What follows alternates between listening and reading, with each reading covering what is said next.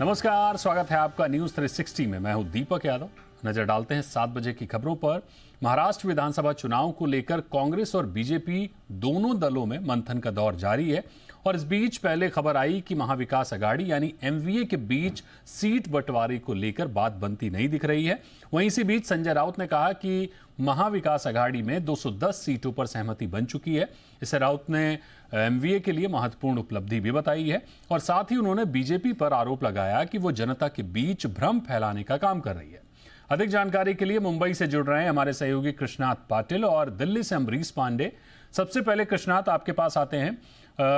क्या अपडेट मिल रही है विधानसभा चुनाव में सीट बंटवारे को लेकर? क्योंकि एक तरफ तो खबरें यह हैं कि एमवीए में सीट बंटवारे को लेकर बातचीत नहीं बन पा रही है, दूसरी ओर संजय राउत दावा करते हैं कि 210 सीटों पर बात बन चुकी है। सच्चाई क्या है, खबर क्या मिल रही है? किसी भी हालत में एमवीए का एक साथ तीनों पार्टियां लड़ेंगी और अभी इतने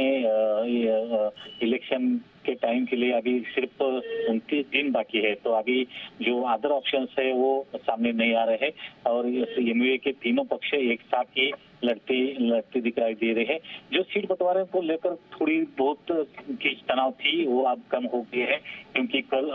राष्ट्रवादी कांग्रेस के अध्यक्ष शरद पवार इन्होंने दोनों पार्टी के बीच, मतलब कांग्रेस और शिवसेना ठाकरे गुट के बीच में जो भी खींचतान थी उस मामले में मध्यस्थी की और उनमें से जो भी ये सीट्स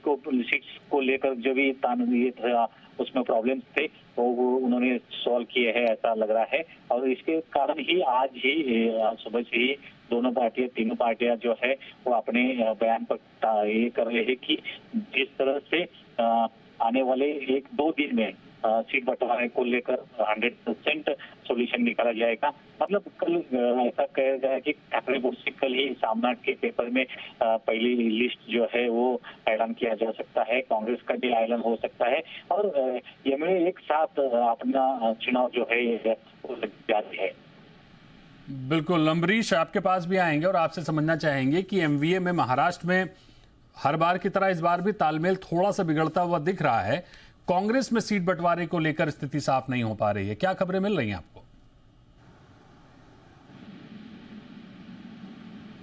देखिए, लगातार इस तरह की कोशिश, चाहे वो महाविकास अघाड़ी कहिए या फिर सिर्फ कांग्रेस ही कहिए, कोशिश ये है कि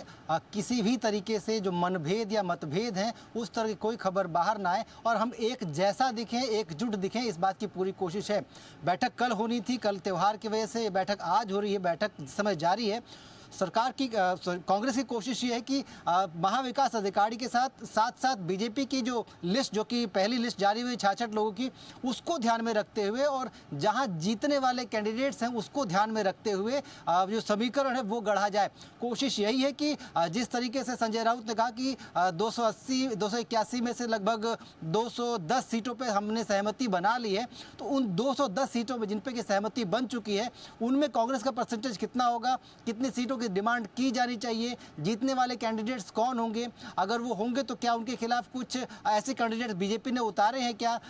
या फिर जो उनका जो ट्रेंड या फिर जो उनके पक्ष में जो माहौल है वो ऐसा है जो बीजेपी के कैंडिडेट से ज़्यादा अपने आप को वोट दिला सकता है। इस बात पे पूरी चर्चा हो रही है। कोशिश यही है कि आज इस बैठक से ये नतीजा निकल के आए कि अधिकतम किन सीटों तक में हमारी सहमति बन गई है, उसके लिए किस तरह के लोगों के नाम जारी किए जा सकते हैं। समीकरण इस बात पे भी है कि जिस तरह से राहुल गांधी लगातार कह रहे थे कि हम दलितों की बात करेंगे, हम ट्राइब्स की बात करेंगे, हम महिलाओं की बात करेंगे, तो राहुल गांधी के उन सारे बयानों को ध्यान में रखते हुए जो सीट फाइनल की जाएगी, जो नंबर्स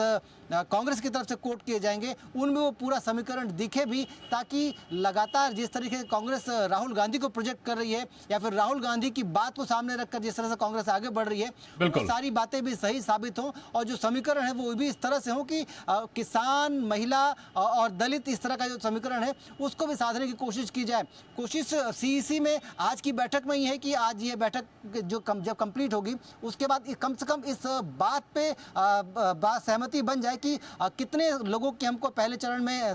जारी करनी है लिस्ट, इसके साथ जो समीकरण होंगे वो किस तरह के होंगे, इस बात पे सहमति बन जाए। जो हमारे सूत्र कह रहे हैं कि ये बैठक अभी 1 घंटे और चलेगी और संभव है कि 9:30 बजे तक कुछ लिस्ट का जो है एक जीस्ट हमको सामने आ जाए। जी।